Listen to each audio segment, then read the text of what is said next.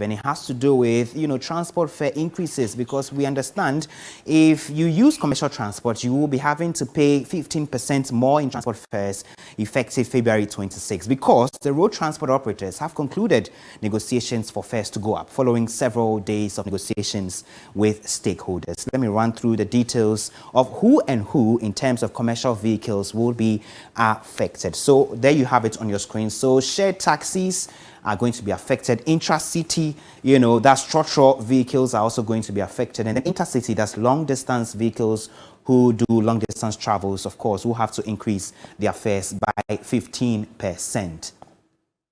Now, we know that the 15% increase was agreed after long stakeholder engagements as the transport operators in the sector, including the Transport Ministry.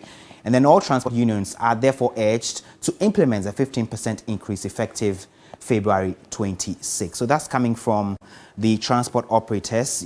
All of them have agreed now unanimously to increase their fares by 15% across the board. Let's get some reactions. We know that this will bite hard, of course, on commuters and people who patronize commercial transport. Some of them have been speaking to my colleague, Richard Bright Ado.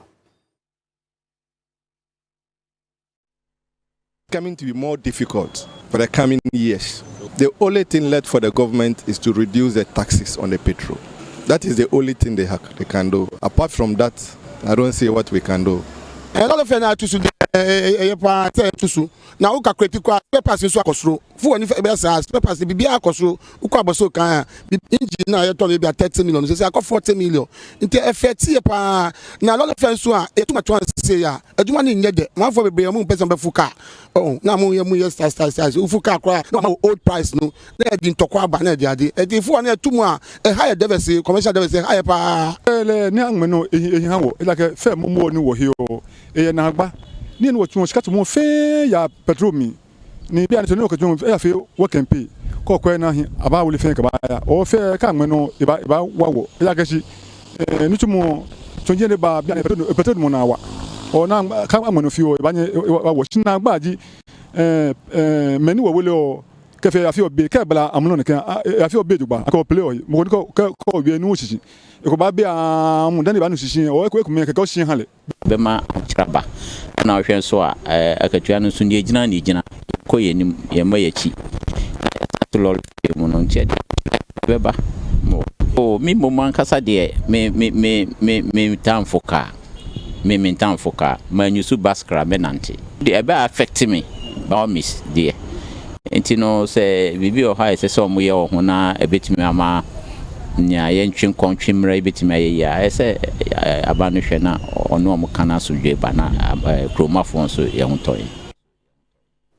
So you had there some transport those who patronize transport services, they're speaking. They say it will bring hardships on them because the economy is already in a very bad shape. So they will have to cough up a lot more to pay these transport fares. As a 50% increase, it will be a burden on their pockets. The last person there says, even though he does not patronize commercial vehicles a lot, it will still be a burden on his finances. Well, General Secretary of the Ghana Private Road Transport Union, Godfred Adongma, has warned that these transport fares may go up further despite a 15% increase that has just been announced because of incessant increase in fuel prices. And so that's the latest coming through from the transport front, that these transport fares, which have gone up by 15%, implementable by the 26th of February, could actually go up even more because transport fares, fuel prices continue to rise over the period.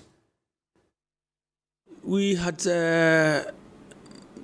mentioned that 50% is what we are all going to effect as our fare increment. And then we did drew the attention that within the next 1 week or two, possibly fuel prices can go up. So we said, fine, within the fare schedule, we'll adjust by 50%. Then we'll all monitor the situation and see between the next 1 month or two, if the fuel prices still goes up to about 10%, by which time it would have been around 8.8 peso per liter.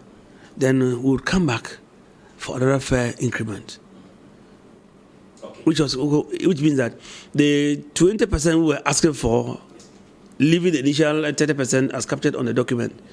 Now we are now asking for 20% maximum rate for us to see whether that could cushion our members. So if we still want to make sure we get the next 5%, then we'll waive off and monitor the situation till the next 1 month or two. When the fuel prices still goes up, then we can come back. All the 16 transport unions are not under the TUC, and not all of them do appear at the negotiation table with the minister. From the minister's office there, it is only the GRTC, so the GRTCC and then the GPRTU that go for the fair negotiations.